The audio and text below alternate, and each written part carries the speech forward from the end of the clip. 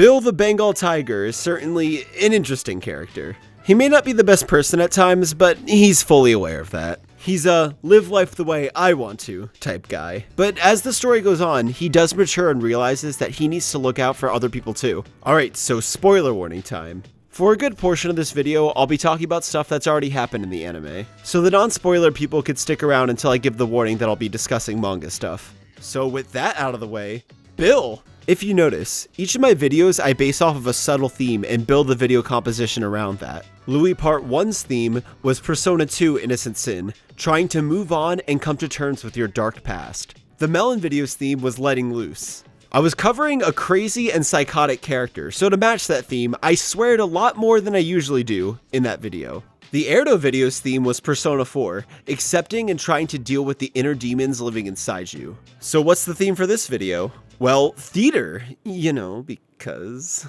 We get it, Patrick. You're obsessed with the stage fight. Yup, and I'm gonna talk about it again in this video.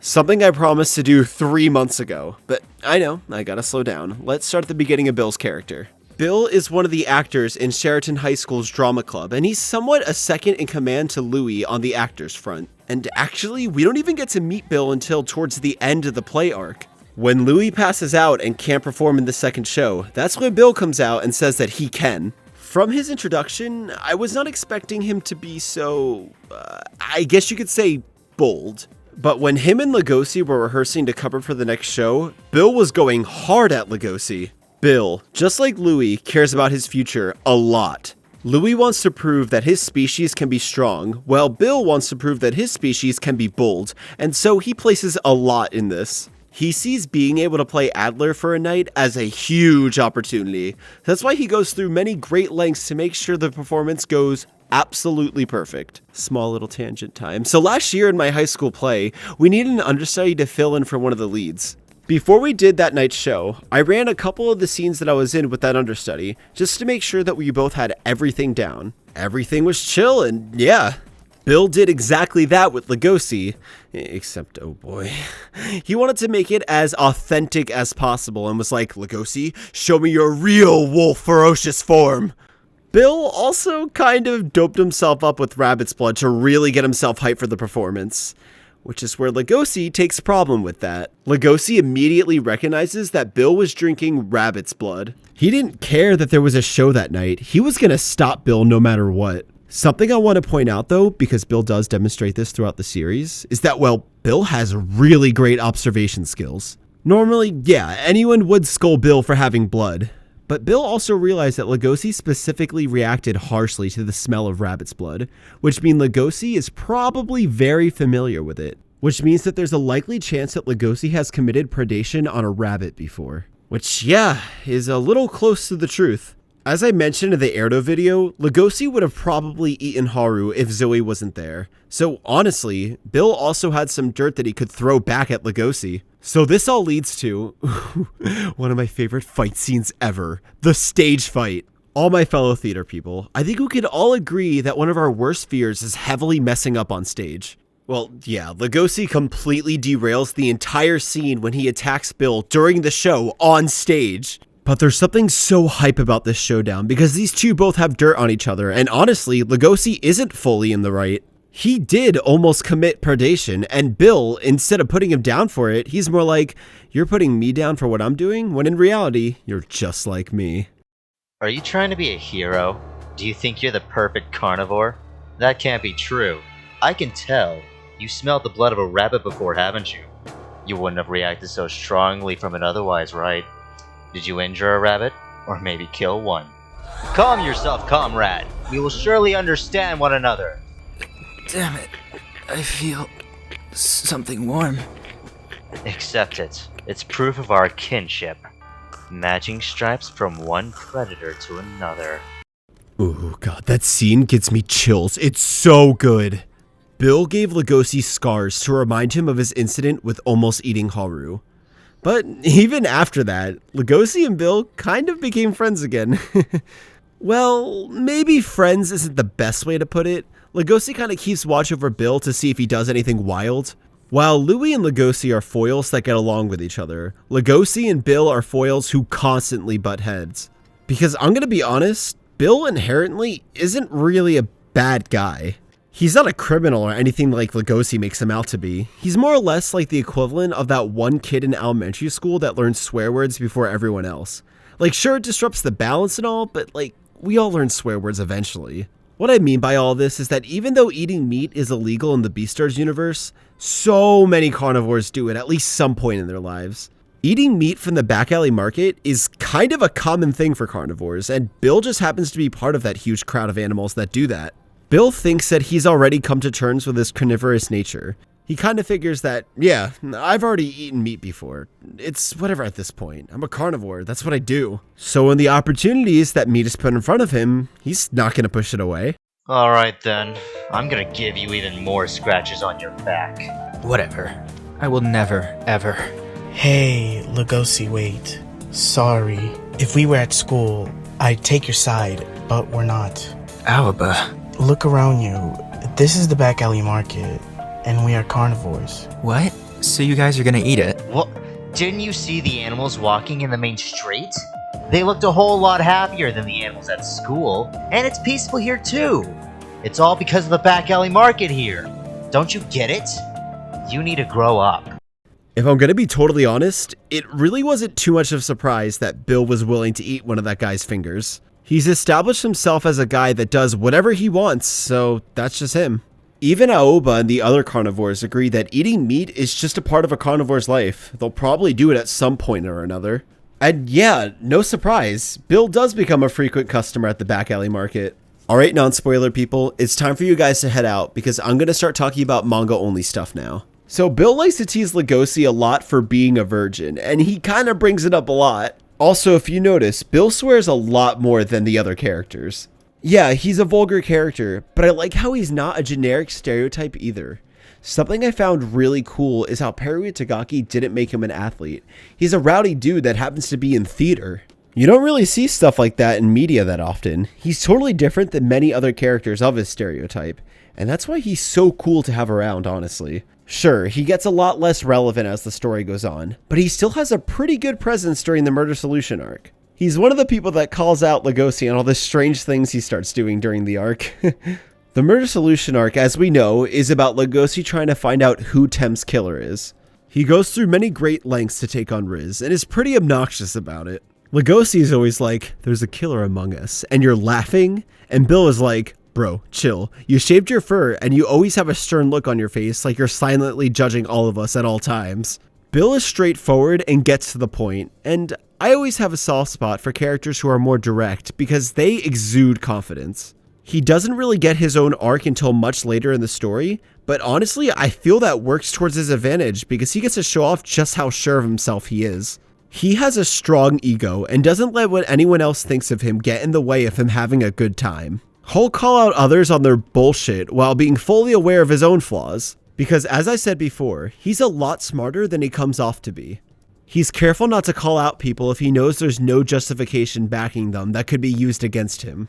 Again, another reason why he's so different from the typical vulgar character stereotype is because usually they make fun of others because they are insecure about themselves, when with Bill, it's honestly the complete opposite. Bill was confident in himself for the longest time, until a true new challenger stepped into the ring who is just as sure of himself as Bill was. This Nagito Komaeda was actually able to break Bill's confidence. Day after day, carnivores' eyes are losing their shine from being consumed by their desires and instincts. They are just not beautiful. It's a scientific fact. What? My only redeeming trait is my looks. I don't have herbivore pride, nor do I have conviction. I can't replace Louis-san. I'm popular with the females, and I think that's good enough for me. Are you saying that all carnivores are ugly? I want to crush that materialistic go bastard into a pulp and swallow him whole. This may be the rooftop, but if you say that again, I will leave, Bill. Dude, you actually came to this carnivore gathering, which you never do. Which means you want to spill out your guts, right? That doesn't mean I wanted to come here. There was something about Pina that pissed Bill the hell off. Not even Louis pointing a gun at him was enough to break his spirit, but somehow Pina was? Well, when Louis did the gun thing, he never mentioned anything about putting down all carnivores, just Bill. And you know what Pina did? He called all carnivores ugly. Bill has a lot of carnivore pride, and Peanut joining the drama club was a direct attack on that.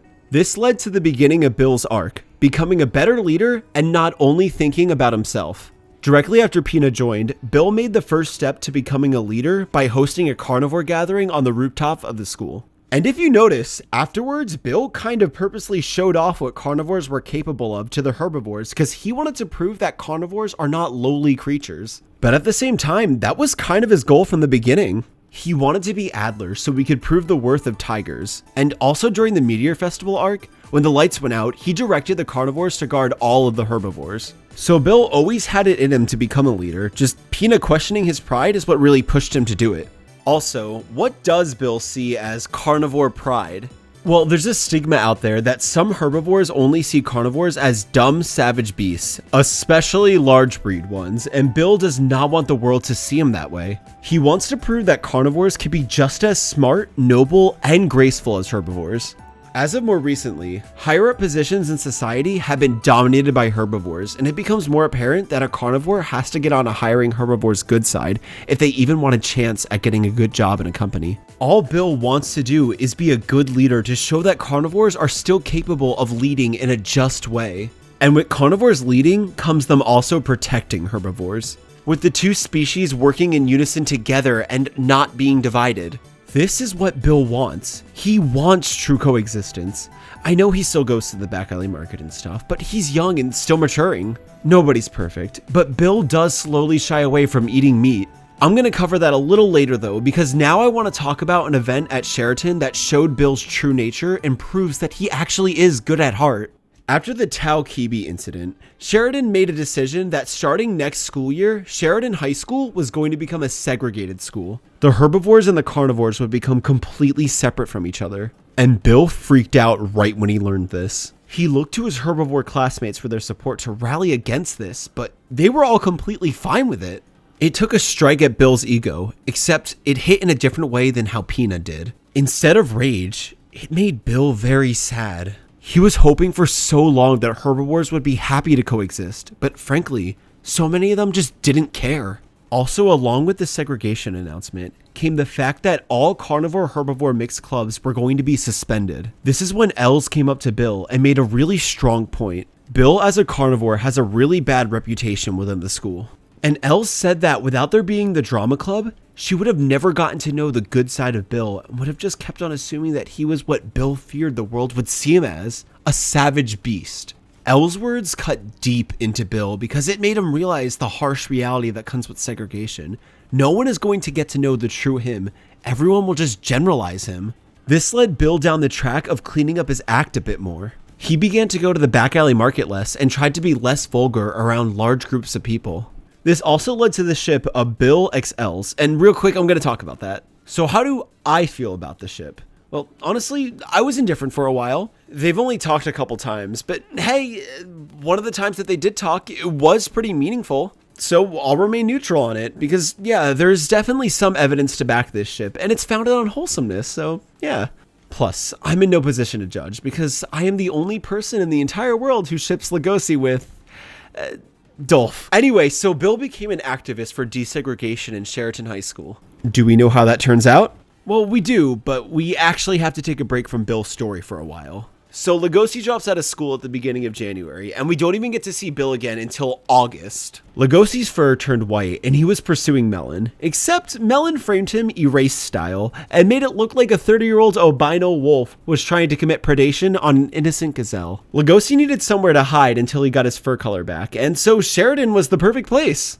Tangent time again, I'm so sorry. I remember it. It was the morning of November 2nd, and my mom surprised me with tickets to see Beetlejuice. We were both getting ready to drive into New York City, and I remember on the car ride there, I saw that chapters 150 and 151 both came out at the same time. Chapter 151 ended with Legoshi hiding in Sheridan, and right when I saw that panel, I was like, bring back Bill, bring back Bill, bring back Bill! Moral of the story, Paru did. Also, I miss Broadway so much. I wanted to come back so damn badly. So we went on a long hiatus with Bill and the rest of the drama club, and now that we are returning to them, how are they doing? Well, sadly, the club's still suspended. But how's Bill doing? Well, he definitely did grow. Hey, you shitty wolf! Back in school? Bill, I'm guessing the drama club's still active? I'm so glad. I wouldn't say active, more like on hold. Hey, the test is coming up. We can worry about Legoshi later. Let's get back to studying. Right now, every all-species club is basically suspended. The only way a club can be active is if every single member scores really well in the next achievement test. That's rough, buddy. So that's why you're all studying. Yeah, well, this is exactly the time for us to be working together. This is the only club that had a predation incident. As members of the drama club, we have to do our best. I'm doing this because I love the drama club's herbivores with all my heart and soul. Though that's a secret. And I'll always feel that way. Do you think I'm in the wrong somehow? You're doing good. That's all I have to say. This scene made me very happy because Bill really did become a great leader. Even through all the rough trials the drama club had to face, Bill took the lead and actually steered the club towards a path where they actually have a chance of coming back. Louis himself actually was the one that made Bill the leader of the drama club. Bill didn't understand why Louis trusted him over anyone else, but he just rolled with it and fought for the drama club to resume. But I totally get how tough it is for Bill to have finally become the head of the drama club just for it to be shut down. And I could totally relate to him. My senior year of high school, I finally got the lead in my school's musical, and I was all like, yes! Damn it. So Bill, I get your struggle, but yeah, I'm also very happy with how he's going about fixing it. He's matured and realized that he can't just look out for himself anymore. He needs to be there for other people too. And an experience that he had a couple months prior to us seeing him again really did teach him how to see life through the perspective of others. Bill was going to eat some noodles and decided to add an egg for protein, but it turns out that it was a shock egg.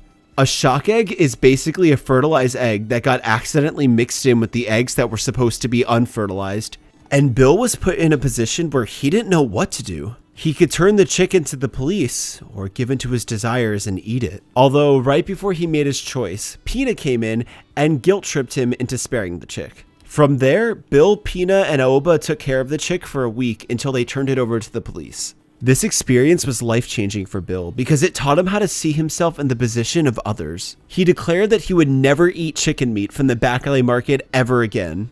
Aoba wants him to stop going there entirely, and Bill said no, but I think that one day he'll eventually come around. And that's where we left off with Bill's story. I don't know if we'll see him again because he's not really relevant to the main conflict, but hey, there's always an epilogue. He's a part of the drama club, so there's a very likely chance that he'll return at some point. So to close everything off, Bill may be vulgar and brash, but he's really working hard on improving himself. He may come off bad, but deep down, he's a really good guy. He's just not the best at expressing it. He's also grown to be a great leader. Even if he isn't fully there yet on the maturity side of things, I believe that he'll grow up and achieve his goal of showing the world that carnivores can be great and smart leaders just like herbivores can. And with that, the curtains close. So I want to thank all the voice actors who voiced in this video. They all did a great job and it was so much fun working with them. My buddy Rasterize made a behind the scenes meme compilation of our recording process of recording the dub scenes. It's pretty funny, so please check it out. A link for it will be in my Discord server, which a link for that will be in the description. So what's next? Well, I'm still working hard on the Beast Complex video, so for now the next video will be on Yafya. Yafya is one of my favorite characters because of how complex his emotions are, and there are just a lot of layers to his character, and I really want to talk about them. Anyway, follow my Twitter, and I will see you at the Yafya video. Damn it. I feel something warm. Mine is the one true Monado, instrument of destruction and rebirth.